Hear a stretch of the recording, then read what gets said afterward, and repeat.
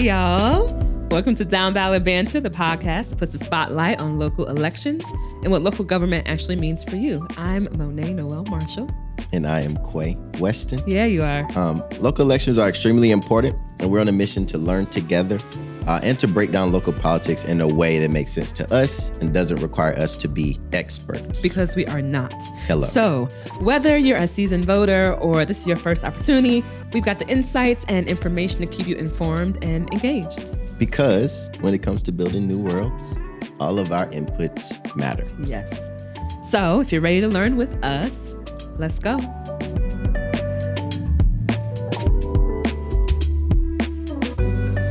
Hey, y'all. Welcome back to another episode of Down Ballot Banter. I am Monét, and Quay is not here today because he's out being a family man on vacation, and I hope he's having a great time, but we do miss him. But I am here with my dear friend, Saleem Reshamwala. Hey, Saleem. Hello, Monét. How are you today? I'm good. It's been a day when I've been finishing things and shipping things and it's feeling positive. There's momentum. That's always a good feeling, the finishing. Will you share with our folks who are listening and watching, like, who you are and who you're bringing into this conversation with you? Yeah, I'm Saleem. I am a filmmaker, primarily making short films, documentaries, bit of journalistic work here and there. Have hosted some nonfiction podcasts and try to do a little of everything. I am bringing into this space my family, always. My parents who now live next door to me here in Durham. My brother who's about to live next door to them here in Durham. Yes, the block. The block. We're slowly getting a little Reshamwala block. So that's what I'm here with. Oh, awesome.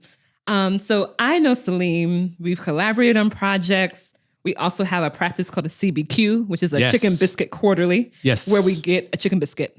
Quarterly-ish. Quarterly-ish. But I wanted to bring you on because I feel like you have such a wide range of experience when it comes to journalism and storytelling and really working to make complicated messaging simpler for people to understand. And I think you are really expert at making connections between like local and personal issues and like larger international issues. Thank you. That's such a kind introduction. Thank you. Yeah. Like you're dope. You're the best. So I wanted to jump right in and like get your perspective on the media ecosystem. Ooh. Yeah, I know. Big question, right? The media ecosystem, the journalism ecosystem, particularly here in North Carolina, around politics. Sure. So like the national journalism ecosystem, everything is so much more fractured than 10 years ago. I think when I was a kid, we got the News and Observer, which was the first place I ever had like a real job, actually, after graduating. It was a contract job, but it was a real job. I was a graphic designer over there in the website. Everybody read the News and Observer. Yeah. Every school teacher would bring up an article about it. They might like it, they might not like it, but everyone read it. And you did have an idea of what stuff was going to be covered. When I worked there were 2 buildings full of people. It's definitely a much leaner operation now. Shout out to some of my college Daily Tar Heel friends who are working over there. They're still super talented people out of Durham. We have Mary Helen, is a reporter over there doing great work. But I don't think any of them would argue with their ability to cover as many stories as in the past is undeniably not there, just due to number of people on the ground. You are seeing really cool stuff happening simultaneously.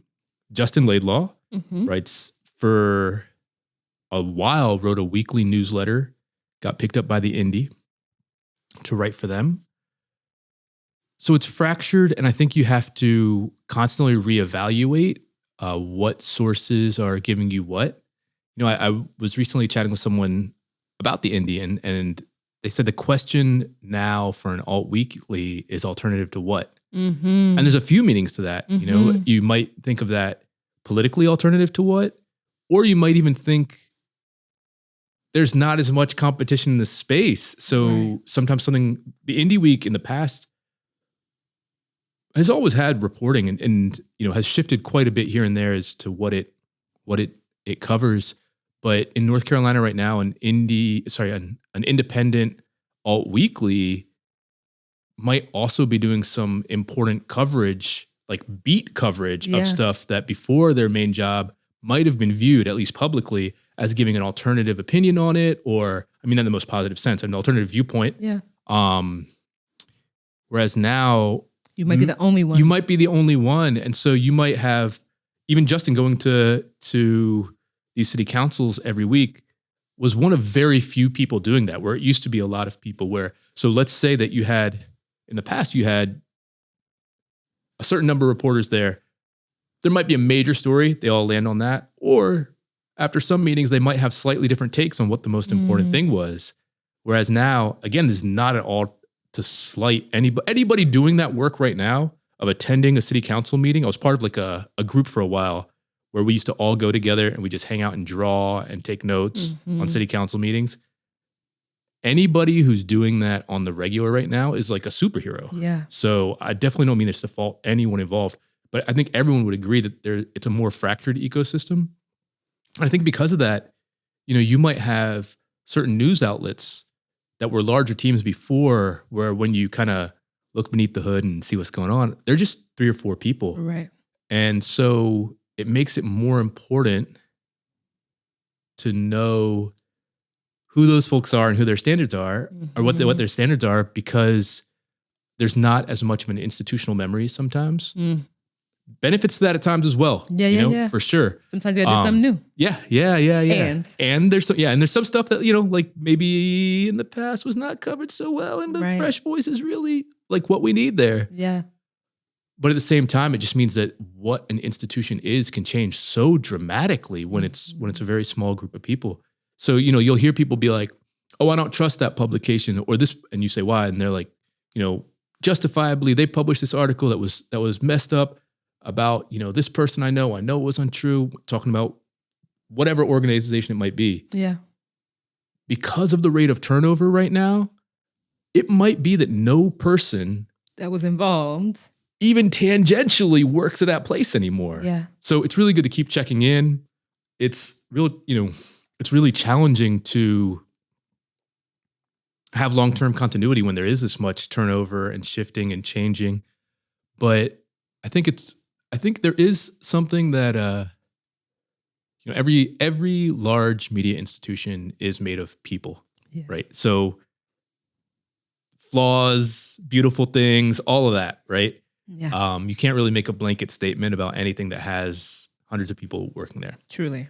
I'll throw out like a thing that I do think is nice that the New York Times does in their podcast space, which is they have these kind of, they're actually advertisements, but if you listen to the New York Times podcast, they'll occasionally have this advertisement for another part of the New York Times. So is it an advertisement? Is it promo? I don't know. But it will explain what their process is behind a story. They'll be like, I'm so-and-so. I work on this and my days look like this. Partially because what their process is so distinct from the also valuable but very different role of someone who is reading other news sources and giving commentary on that, right? So being in the field is a really valuable thing. You can also do amazing things just by properly filing for information requests, by staring at the Excel spreadsheet that nobody else wants to stare at. Lots of great government work is done that way too. Yeah. But I do think the pie chart of commentary to reporting has shifted in a way that's a little imbalanced, right? I agree. Most people are talking about the things that have already been reported. Yes. Yeah, Yes. I agree. And I think that goes to my next question around like, how would you advise people to be able to identify leans and biases inside of this commentary versus like getting to the truth of like, but what happened? Yeah. Like. It's a great question. It's a really challenging one. So I think there's a few things that I consider myself. One is if they're working for an institution, what are this institution's practices around when they make a mistake? So for example, you can look through and find their their corrections, whether it's at the end of an article. And there's some things that almost everybody got wrong. It happens every once in a while that you'll find out that, a primary source was mistaken. And then almost everyone's article will have some kind of correction on that. Yeah. If someone says, I have never made a mistake, that's an statistically unlikely scenario. So they are humans. They are humans. They are humans. And there's nothing, for me, it's just like with people. Like, I'm not interested in sorting people into distinctly good or bad categories. I want to know what are you doing and what are your processes around that? And the same thing with media institutions. So what are kind of the processes for when a mistake happens? The other thing is looking for transparency, the way they talk about transparency. So I think there's been a pretty big shift in the way media talk about transparency of individual reporters with stories. There was a time when, and all these things are shifting and moving. So really, I'm just talking about the multitude of ways that people can exist in the media space. The many different ways that people can do things. But you have seen a big shift similar to in the documentary world, where it used to be that the reporter was supposed to be sort of invisible. And there would be a transparency statement that was like, if you read the Washington Post is owned by Jeff Bezos. Yes. I actually kind of think that the Washington Post goes a little harder on Amazon because they're trying to prove that they're not like owned. right. We might be bought, but we're not owned. Right.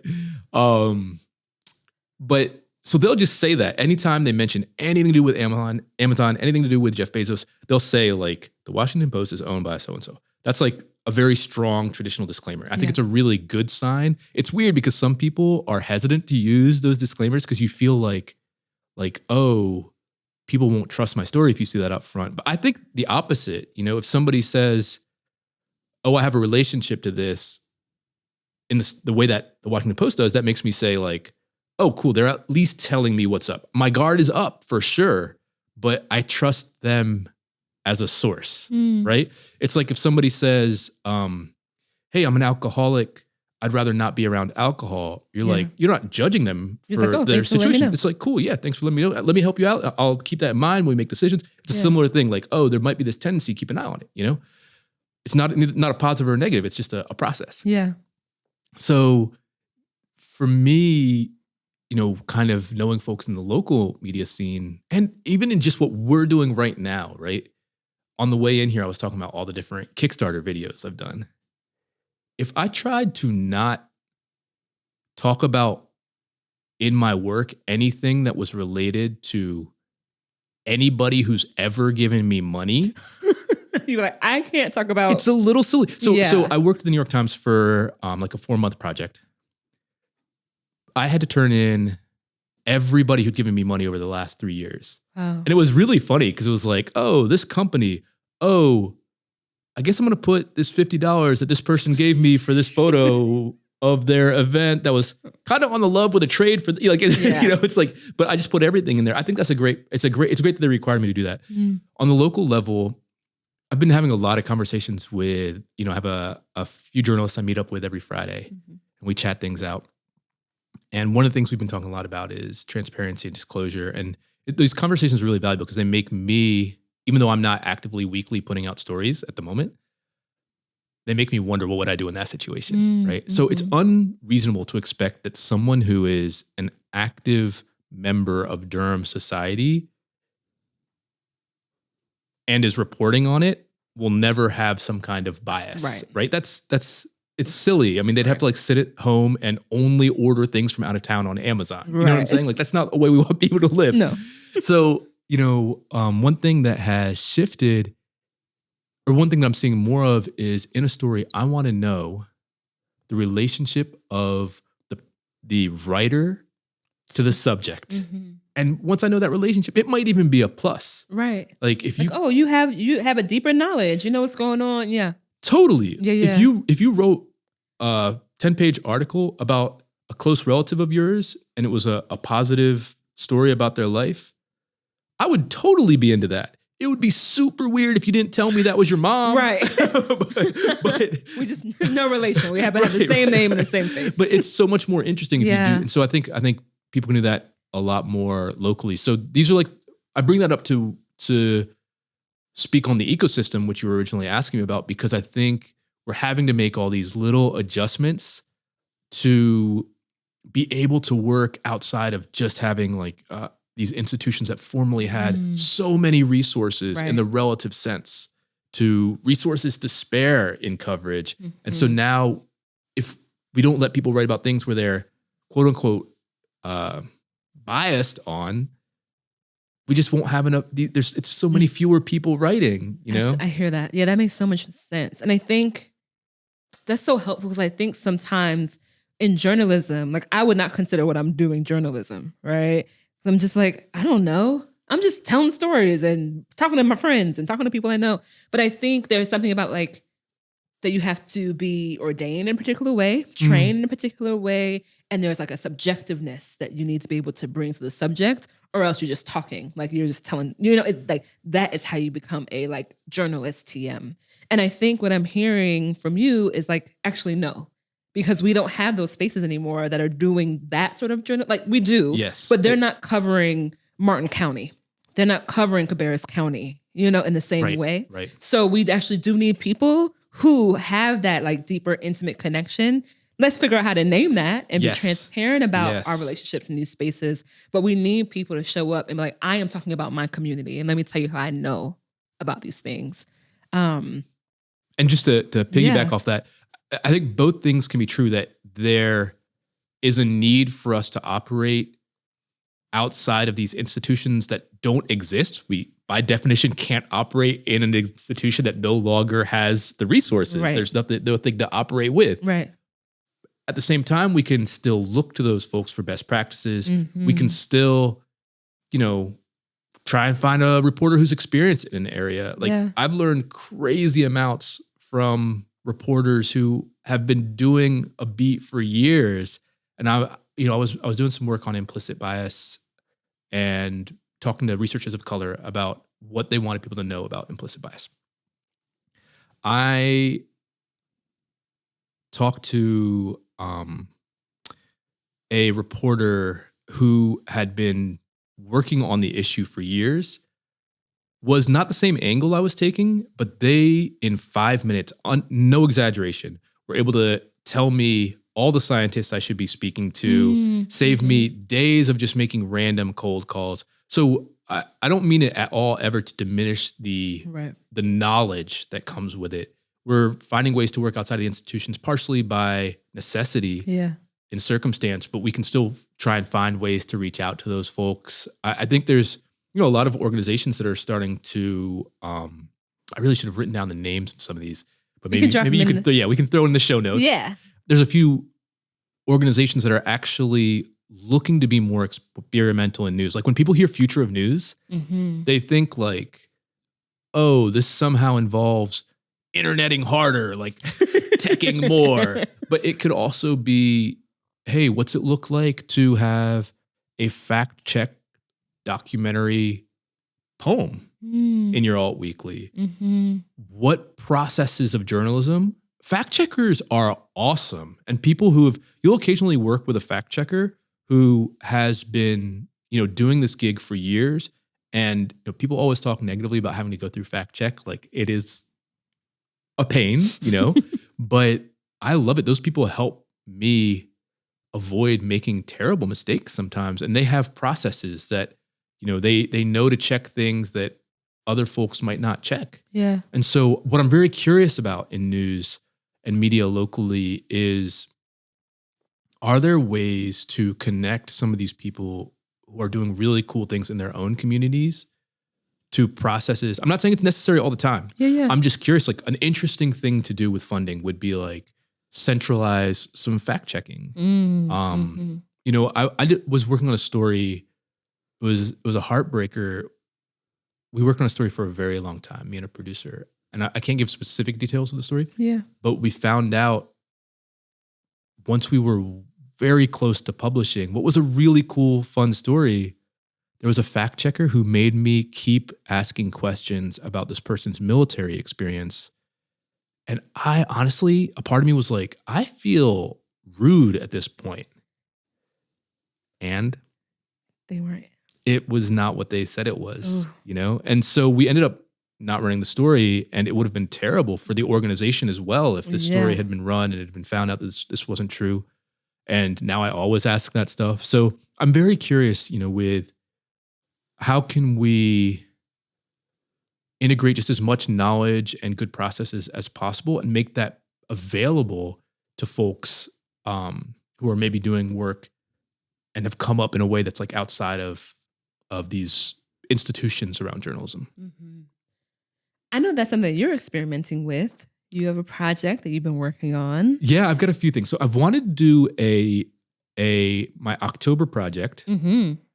I really want to have, is very related to stuff you're doing. I want to make a video explainer on some aspects of local government, Mm-hmm. and just to help folks. Right now, you know, so much discussion is about the national and even the governor's race, Yeah. which I think most people are pretty strongly decided one way or the other, right? Yeah, I But think so. when it comes to a position like we were just chatting about just before we came on, positions that people might not even know exist. At the Council of States. There you go. Council of State. Mm-hmm. So a little more information around that could be really useful. I also think it is hard to, people are like, oh, nobody's interested in local elections or nobody's interested in local news. You hear like people just aren't interested in local news coverage when it comes to political insidery things.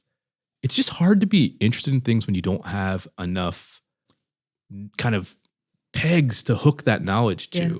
Bring it to the ground. Make me understand what it means for me and my family. Yes. And then I will be very interested. Yeah. Yeah. Yeah. And you know, help me meet some of the characters Mm-hmm. before there's a scandal. Like help me just, you know, Right. help me understand how those systems work. You know, one of the things I really want to do, I haven't figured out a way to do it yet, but I want to do a garbage ride along where I ride with my garbage a few stages all the way out to where it gets thrown away. Where does it go? Where does it go? Yeah. I do think there's things like that can help connect people to the news. Yeah. Can I tell you about a story I did once? Please do. I worked with a few excellent producers in Venezuela to do a story on a project called El Bus TV. Mm. And what they did was they were journalists whose operation had actually been shut down. It just means bus TV. Mm-hmm. Their TV station was they were no longer able to do their jobs in the capacity they had been in the past. And so one day, one of the reporters, collaborating with a theater artist, made a cardboard box cutout of a TV and went on a bus and stuck her head through it and started delivering the news. And it's now expanded. And it was what's really cool about that is you know, she's bringing her work, her experience, her processes, and it's so directly to the people. Like you can't get more to the people than they're in front of you on the bus. In a cardboard box. In a cardboard, like you're like literally doing the thing. And that was just kind of like a gimmick to get Yeah. it. But the things she learned were really interesting.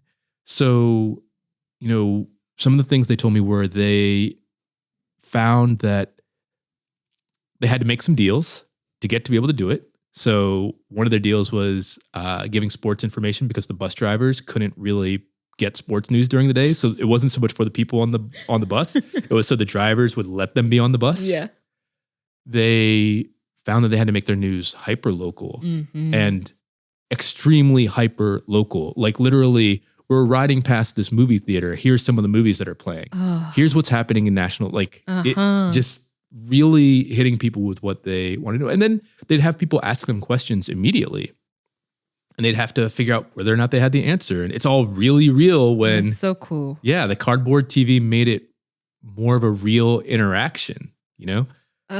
I love that story. So I've been really curious with what kind of events we can do, what kind of ways we can be out in the community more. I really love, I'm a little burned out on making things for phones. Mhm. Very valuable work is being done Mm-hmm. Mm-hmm. that will only end up on phones. Right. But sometimes, you know, if I'm staring in a little box and working really hard and then the thing goes out into another little box, And then it's on a phone. It's on and then your it's watch. on a little And phone, you're it's just- on a watch, and it's all just, I mentioned to somebody that, over the past few months, I've just been alone with a laptop. I was like, I think I've got a new phrase. I think I'm intellectually lonely by just throwing stuff out into the void.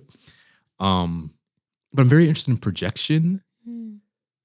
And, I did a project not too long ago during lockdown called Lockdown Secrets, where I collected people anonymously. I set up a phone line and people could anonymously send me stories of things that had happened to them in lockdown that they'd kept secret.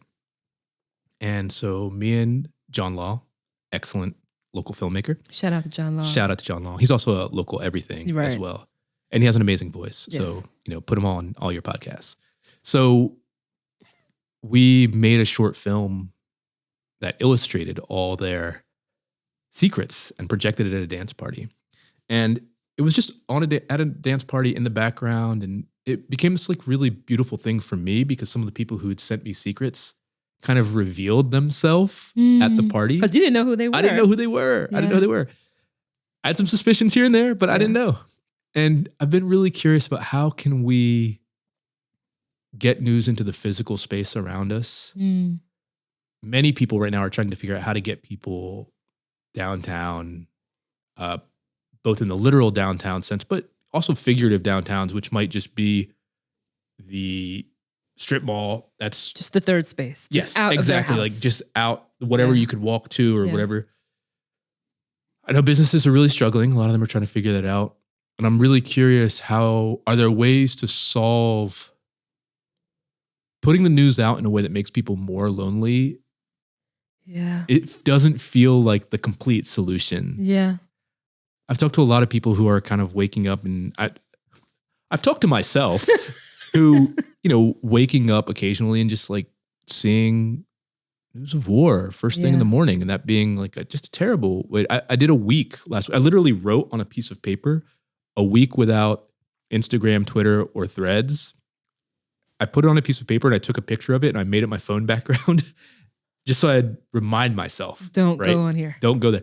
And just took a week off. And I know that's so cliche to say, but if you were designing the news from scratch, if we were designing the world from scratch, and we were like, I'm going to start small. Don't worry. Okay. I'm not going to go big. And we were like, how can we design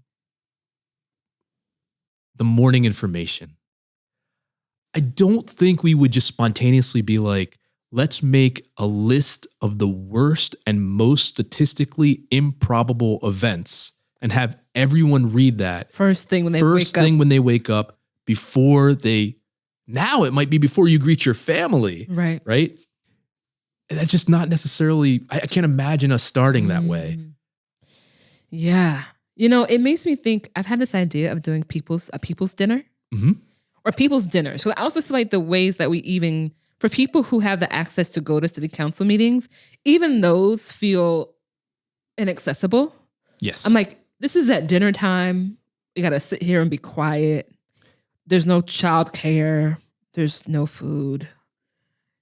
I'm like, can we have this instead where we can stream it somewhere, eat food, have people playing with your kids, coloring, doing all the things, and then asking questions like, did you understand what that person just said? I don't understand what's going on. And we can actually engage with each other around these issues. Yes. That's one of my dreams. To have spaces for us to engage what's going on, but together. I love this because it hits on a few things at once. So one, I have this theory that people are hungry. Well, there's actually a different theory, but this is related. To get an event right, you just need to think of people, myself included, like children or pets.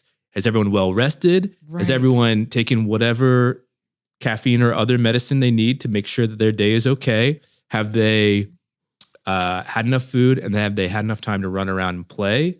And if you haven't answered those things, you're going to have a hard time with your conference. Right. I can't focus. Or city council meeting. Right. If a city council meeting ends by the end of dinner, that would be a huge win. They occasionally run unbelievably late. And in times where, I feel bad to my family for being out there. So that does feel like an obstacle. Yeah. I love this idea of the food. I've wondered, I think that's a better solution. I was like, is there like a VH1 pop-up video version of city council meetings where the information kind of pops up in a little bubble on screen? Like, is there some way to make something like that? But I like this food thing. Also, have you heard of Planning Academy? No, tell me about it. So Durham runs this thing. Oh, I do know about this. Yes, but tell us more. I did it. It was great. So tell us about the Planning Academy. Well, Durham has a planning. It's basically, I might get a couple details wrong, but fundamentally, Planning Academy is a thing where they do a certain number of classes. You apply, you explain why you want to be in it because there's limited seating, but they get an amazing variety of people to come. They talk about things that are a little dry, right? Like zoning and codes and these types of things. Yum. Yeah. But the food is hooked up well. The food is quality. And so every session they have food. I believe they also have childcare. We should check on that. Mm-hmm. But they at least brought up the possibility. It's at least been discussed. They get the food right. And you want to go every week. And I've had situations in the Planning Academy process where there's people who I know have stood up at city council and, vigorously voiced opposing positions. And in the beginning, like anything, in the beginning of any of these kind of things, lots of the questions are really like kind of everybody's staking out their ground. Mm-hmm. But over time, after a few meals, people are actually really talking, and you find out like, oh, this person who has this view on housing in their area that feels completely incompatible with anyone ever being able to afford a duplex or something reasonably affordable in that area. Oh, their main concern is like they're older and they have some mobility issues and there's a lot of traffic. And for them, if there's traffic, they might not see their friend. Yeah. And that's an issue that, that reframes things. Now I can relate to this person. I don't know if we would have got there until the third arepa, it helps to have something other than the conflict. Juice, yeah. You can't. You can't build a relationship there. Sustain you. Yeah, yeah. It can be helpful in relationships, but it can't be the place to start. That's right. You can't just be looking at the conflict, just eating the conflict, just sleep. You can't. You need. There's a reason why when parents and kids often have like a very real conversation about sex for sexual education, for talking to your kid about things. There's a reason why it often happens in the car where you're not facing each other. That's too much. And, you have something else going on. So, yeah. And another time, in another podcast, maybe I'll tell about the sex education I got from my parents in the early 2000s. That sounds like a fascinating podcast. Saleem, thank you so much for your time. I have a couple more questions for you. Sure. One, what are you dreaming for North Carolina? I've had a lot of conversations. I grew up here. Moved here when I was around 10 years old. I've had a lot of conversations about what it would take for me to feel more connected to North Carolina. Because sometimes I do, sometimes I don't. I just went to an event. Were you at Carolina Days, the concert? I was not, sadly. It was amazing to have an event that was North Carolina centric and music centric with amazing quality musicians that was centered around something other than, I don't know how else to put it except that it's nice to not have to walk past the Bacardi Fun Tower or, the Toyota chair or whatever random object. Yeah. And have something that was centered around something else. And so I do think that your question's a really good one. It's one I want to think a lot more about. I think we have to keep inventing new things because one thing that's happening is we are justifiably and with great reason throwing out some bad things from our history. And I just want us to keep envisioning new positive things. I was just hearing the story about somebody who was trying to make the symbol for either their school or their city. It wasn't North Carolina, but somewhere in the South. They were trying to make it a biscuit. So it wasn't like this like very weighted, I don't remember specifically what it was, but it was like some negative, terrible thing. So yeah. Who doesn't love a biscuit? That's what I'm saying. Quarterly chicken. Come on. Okay. Here are our rapid fire questions that we ask. Oh, goodness. Bojangles or Cookout? Okay, I'm going to go Bojangles. I would possibly go Cookout if I wasn't lactose intolerant and I just have to have the milk pills with me. And if I don't have the milk pills, then everyone else is getting the shake. And I just don't think, I don't know if Cookout's, it's not really like all the way the thing if there's no shakes for anybody involved, right? Like somebody's got to get a shake. Oh, I don't, that's not my rule. Oh, what's your Cookout order? Oh, it depends on where I am in my life, what's going on. Are there spicy things at Cookout? That must be why. Bojangles. Okay, you want a spicy. Okay, yeah. I hear you. Okay, sweet or unsweet? Unsweet. Not for any reason other than there's a lot of history of diabetes in my family and I've been terrified of it forever. So unsweet. Mm-hmm. I do love the sweet when it's the only option. I'm secretly not sad. You're like, okay. That's my relationship to sweet tea. Okay. Yeah. So if it's the only choice, I'm actually happy. But if there's a choice, I go, it's sweet. Okay. Carolina or Duke? Oh, Carolina. I went there. Public school education, every step of the way. Problematic public school education. I'll even take it for now where it's at with all its troubles. That's where I'm at. Okay. Cheerwine or Pepsi Cola? Ooh, man. I think so. I don't drink too much soda because of the aforementioned fears and hereditary things. But I think when given the choice, Cheerwine, it just feels like more. I just like the fact that in other places people are like, "What is that?" Right. It's like it feels special, like just a thing that we have. And when you're a tiny kid and you hear about it for the first time, you're like, Cheerwine? This is root beer? Like, yeah.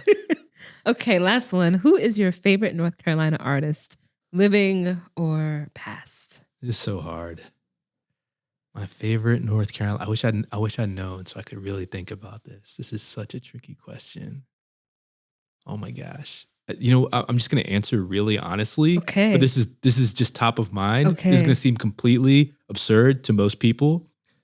Right now, I just heard this album by my friend De Facto, and it just sounds so different musically than anything that he's done. So that's in this exact moment that you're asking the question. That's my answer. That's not my.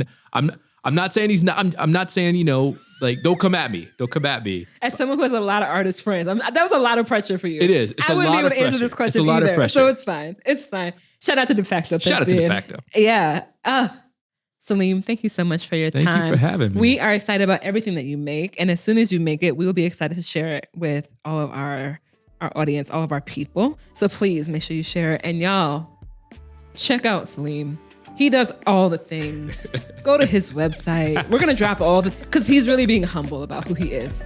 So please, thank you so much, Saleem. Thank you.